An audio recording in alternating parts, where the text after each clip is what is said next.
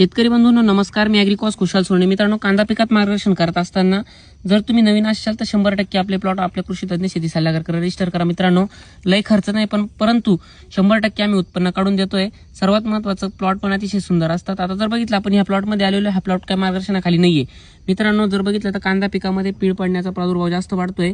त्यानंतर अतिपाऊस होतोय, पूर्णपणे सारे पाण्याखाली तुंबतं. आता बघितलं तर पूर्ण पाण्याखाली तुंबलेला सारा आहे हा. अशा कंडिशनमध्ये तुमच्या प्लॉटमध्ये मर होत असेल तर कोणकोणत्या फवारण्या करायच्या, कोणतं ड्रिप ऍप्लिकेशन करायचे, हे पूर्णपणे आम्ही सांगत असतो. सर्वात महत्त्वाचं मित्रांनो, आता प्लॉटमध्ये तुम्हाला पहिली फवारणी जी काढायची आहे तर ती काढायची आहे हरू 500 ग्राम आणि H98 तुम्हाला वापरायचे प्रति एकरी 500 ग्राम किंवा प्रति एकरी 1 किलो प्रति 200 लिटर पाण्यासाठी वापरायचे. मित्रांनो, जर तुम्ही ही फवारणी केली तर तुमच्या प्लॉटमधील मर थांबेल 100%. आणि दुसरी गोष्ट, प्लॉटमध्ये पीळ पडण्याचा प्रादुर्भाव कमी होईल.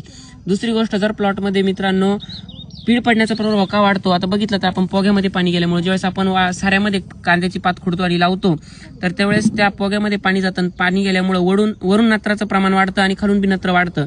अशा परिस्थितीत असं पीळ पडण्याचा प्रादुर्भाव वाढतो. मित्रांनो, आता पीळ न पडू यासाठी काय केलं गेलं पाहिजे? सर्वात महत्त्वाचं, तुम्ही ग्लोईट वापरा 100 मिली आणि वेस्पा वापरा 100 मिली. त्याच्यात 500 ग्राम 05234 वापरून फवारणी काढून घ्या. मित्रांनो, 100% सांगतो, तुमच्या प्लॉटमधील पीळ रोगाचा प्रादुर्भाव 100% कमी होईल. आणि मित्रांनो, सदैव कांदा पिकामध्ये मुलाखती जर बघितल्या जुन्या तुम्ही तर 100% आपण देत आलेलो आहे आणि देत राहणार. मित्रांनो, 101 बडकर प्रॉडक्ट आहे आपल्याकडे कांदा पिकासाठी.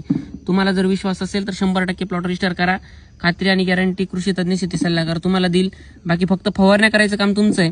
जेवढं काम तुमचं आहे तुम्ही केलं तर 100% उत्पन्न मिळतं. मित्रांनो, आजच्या व्हिडिओचा मेन उद्देश होता. तर आता इथंच थांबतो. धन्यवाद.